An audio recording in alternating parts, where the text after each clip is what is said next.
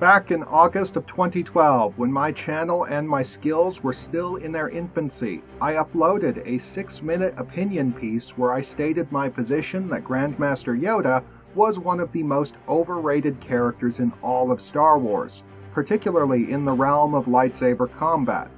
However, my original argument was overly harsh and heavily biased, based on a petty sense of betrayal after my follow-up analyses started to poke some holes in Yoda. Previously, I had completely and unreservedly bought into the idea that Yoda was the greatest lightsaber duelist within the Star Wars setting, and found the notion of it not holding up under intense scrutiny almost offensive, and I effectively blamed the creators for messing up. While my butthurt has had almost 10 years to subside, I still stand by many of the points that I made. I've simply come to view them as limitations that will only come up some of the time, rather than defining weaknesses that invalidate Yoda. The basic truth of the matter is that Grandmaster Yoda, in how he is described and presented, isn't perfect or unbeatable. However, before we get into this, I want to make two things clear. Firstly, I firmly oppose the notion that Yoda had transcended lightsaber combat and shouldn't have wielded a lightsaber in the first place. Almost every character within the Star Wars setting who has sworn off the use of lightsabers has been killed with one, so I think it's pretty clear that this emphasis on Force abilities is an expression of arrogance, not transcendence. True mastery of the Force is expressed through versatility, not by playing wizard. Secondly, not only do I understand that lightsaber duels are stage combat, but they are some of the stagiest stage combat that has ever been staged. You can't hold them under too much scrutiny, and you have to make some allowances.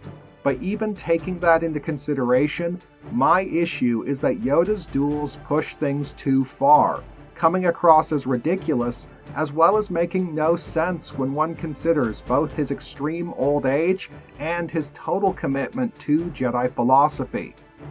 In regards to bad choreography, the worst offender by far is Yoda's seminal duel with Count Dooku in Attack of the Clones. Yoda spends the majority of the various bouts fighting out of distance, simply clashing blades with Dooku while never actually being close enough to strike him, and the entirety of his fighting style consists of twirls and flips that constantly expose his back, to the point where it looks like the only reason Dooku hasn't hit Yoda is because he's not actually aiming for him. However, I will concede that Yoda's duel with Emperor Palpatine in Revenge of the Sith went a long way towards rectifying this, with Yoda actually being close enough to Palpatine to hit him, and most of their blade clashes being valid strikes and parries. Unfortunately, that does nothing to change the fact that I regard Yoda's acrobatic moveset as being completely nonsensical within the context of his old age, as well as demonstrating a fairly fundamental misunderstanding on the part of the creators of how martial arts mastery actually expresses itself. Actual master swordsmen are defined by efficiency and finesse, not flashy gymnastics. I regard these issues as being particularly egregious because Yoda was a fully digital character who could have been animated doing almost anything, but George Lucas made it his goal to turn Yoda into an anime character. Within the context of Star Wars lore, Yoda dedicated himself to Form 4 lightsaber combat, the aggression form Ataru, relying on the Force-enhanced acrobatics and dexterity to overcome the limited reach and mobility imposed by his short stature and old age.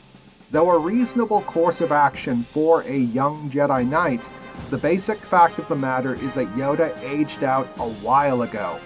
Though his astronomical force power level is clearly sufficient to satisfy the physical demands of Ataru, even in extended engagements, I regard the superior force energy reserve as a handicap rather than an asset, as it has blinded Yoda to his own limitations and allowed him to coast by for centuries.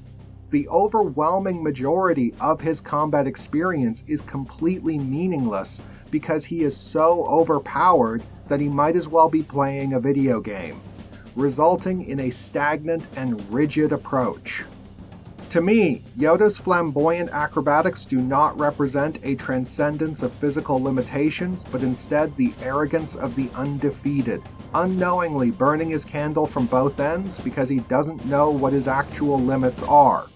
Furthermore, such an aggressive fighting style and such a wasteful expenditure of Force energy is out of keeping with Jedi philosophy, which preached using the Force for knowledge and defense, never for attack, and ultimately reduced Yoda to being one of the overconfident Jedi that he himself chided. My stance is that Yoda should have been the one to set the example followed by Obi-Wan Kenobi and Darth Vader, setting aside the ridiculous acrobatics of Ataru in favor of a tighter Surisu-inspired technique, while compensating for his lack of reach with a dual-phase lightsaber and by making much more active use of his Force abilities. Furthermore, rather than bringing down the hammer with telekinesis, he should have played the field and used subtle applications of power to subvert and off-balance his foes, a light-side Vader who wins through attrition and demoralization.